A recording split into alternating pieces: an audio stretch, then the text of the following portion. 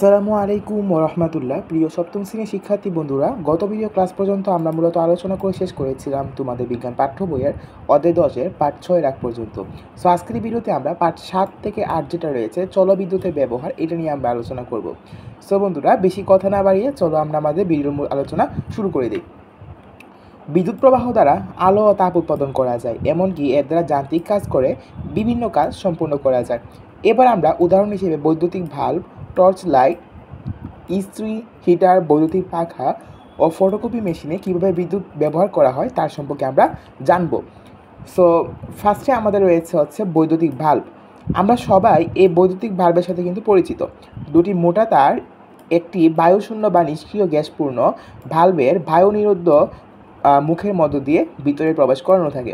ভাল্বের ভিতরে তারের দুই প্রান্তের সাথে সরু টাংস্টেনের তারের কুণ্ডলী সংযুক্ত থাকে, এটিকে বলা হয় ফিলামেন্ট।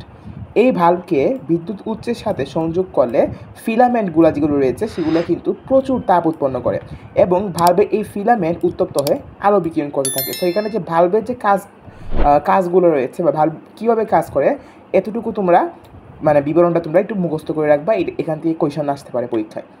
Torch light. আমরা সবাই টর্চ লাইটের সাথে পরিচিত। টর্চ লাইটে মূলত ব্যাটারির সাথে ছোট একটি ভাল্ব থাকে। সুইচ টিপলে ভাল্ব জ্বলে। এই ভাল্বের আলো ছড়িয়ে দেওয়ার জন্য সামনে একটি কাঁচ ব্যবহার করা হয়। এরপর রয়েছে বৈদ্যুতিক পাখা। বৈদ্যুতিক পাখাতে বিদ্যুৎ প্রবাহকে ব্যবহার করা হয় মূলত যান্ত্রিক কাজ করার জন্য। এতে কিন্তু বিদ্যুৎ শক্তিকে যান্ত্রিক শক্তিতে রূপান্তর করে পাখাকে ঘুরানো হয়। পাখার গতি নিয়ন্ত্রণ করার জন্য একটি রেগুলেটর ব্যবহার করা হয়।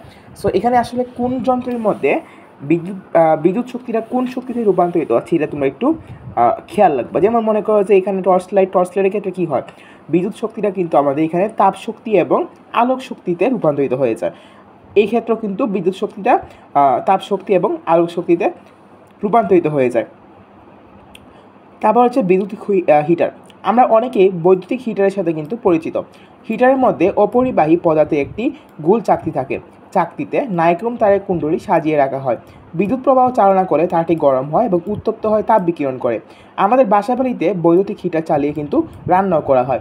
সো এখান থেকে বৈদ্যুতিক হিটারে যেভাবে কাজ করে বৈদ্যুতিক হিটারটা, এটাও কিন্তু তোমরা একটু মুখস্থ করে রাখবা, কারণ এটাও পরীক্ষার সময় দেখা যায় কোয়েশন চলে আসতে পারে।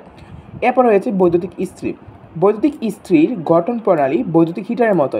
এক্ষেত্রে নাইক্রোম তারটি ইস্ত্রির নিচের মসৃণ লৌহ নির্মিত তলটিকে উত্তপ্ত করে। এক্ষেত্রে তাপ উৎপাদন বিদ্যুৎ প্রবাহের উপর নির্ভরশীল। যদি আমরা বিদ্যুৎ প্রবাহ বাড়াই তাহলে কিন্তু তাপ উৎপাদনটাও বেশি হবে। এটাই বলা হয়েছে প্রবাহ বেশি হলে ইস্ত্রি বেশি উত্তপ্ত হয়।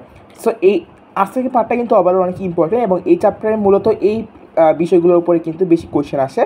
সেগুলো তোমরা একটু ভালোভাবে পড়ে নিবে। এই পার্টটা 7-8 যে পার্টটা রয়েছে জলবিদ্যুৎ ব্যবহার, এটা একটু বেশি আসে, সেটা বহু নির্বাচনী হোক কিংবা বড় প্রশ্ন হোক।